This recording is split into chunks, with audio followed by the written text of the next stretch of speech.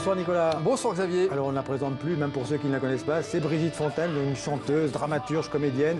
Et elle sort donc ce vendredi son nouvel album Terre-Neuve. Elle va entamer après une série de concerts en France. L'inénarrable Brigitte Fontaine, 19e album, et tout le monde en prend pour son grade cette fois-ci. Les hommes, la société d'aujourd'hui, les réseaux sociaux.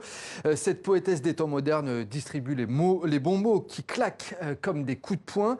Et puis il faut dire que c'est un album très rock dans le son. On l'a rencontré justement, Brigitte Fontaine, dans son QG parisien en plein cœur de la capitale avec Guillaume Gouet. Regardez. Elle est sans doute la plus punk des chanteuses françaises. Avec son nouvel album Terre-Neuve, Brigitte Fontaine n'a rien perdu de sa gouaille et de sa révolte. Un album qui est là, selon elle, pour nous réveiller. Un coup dans la gueule, ou bien alors des caresses et des câlins, ou alors des larmes d'émotion, des choses bouleversantes et belles. Ouais, je le dis carrément, parce que si je le dis pas, ils vont croire que c'est de la daube. Ah non, comme ça jaillit, ça pète. Ah bah, le sexe c'est fort. Ah bah,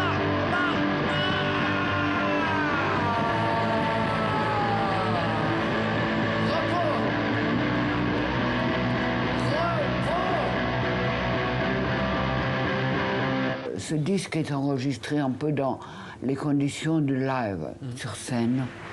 C'est là que je travaille. Mais j'ai horreur de répéter. On le fait ou on le fait pas. J'aime faire des choses qui me plaisent à moi et dont j'espère qu'elles plaisent aux gens. Et si j'en juge par la réaction sur scène, ça leur plaît. Alors, des fois, il reste 20 minutes à gueuler, on revient pas.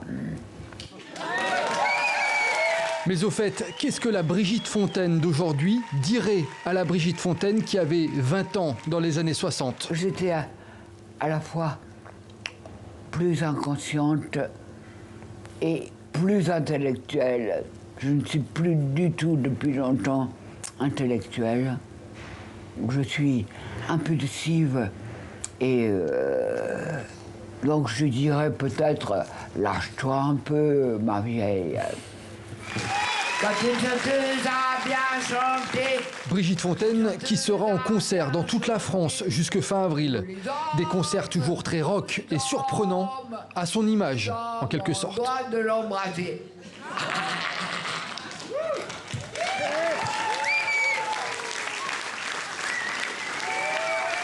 Voilà un personnage, Brigitte Fontaine.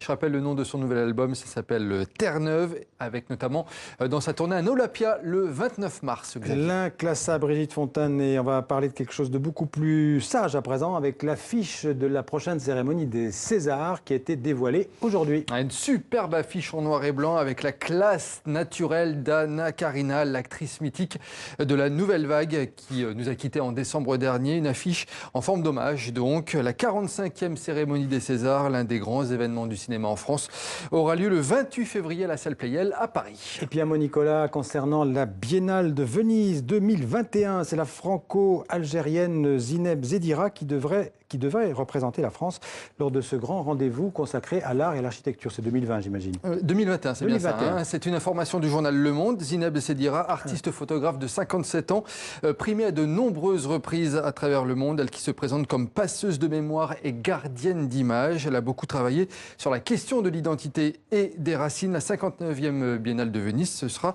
de mai à novembre 2021, effectivement. Et puis un anniversaire, il y a 100 ans, Nicolas, jour pour jour, que disparaissait le peintre et sculpteur italien Amedeo Modigliani. À l'âge de 35 ans, enfant terrible de la communauté d'artistes des années de guerre, peintre maudit à la vie brève mais tellement intense, poète exalté, rêveur épris d'idéaux.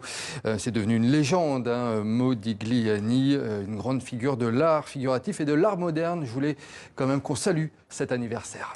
Merci Nicolas, à demain. À demain. L'humoriste algérien Warini Chen, tête d'affiche de l'IMA Comedy Club, c'est ce week-end à l'Institut du Monde Arabe à Paris. Il est l'invité de Patrick Simon.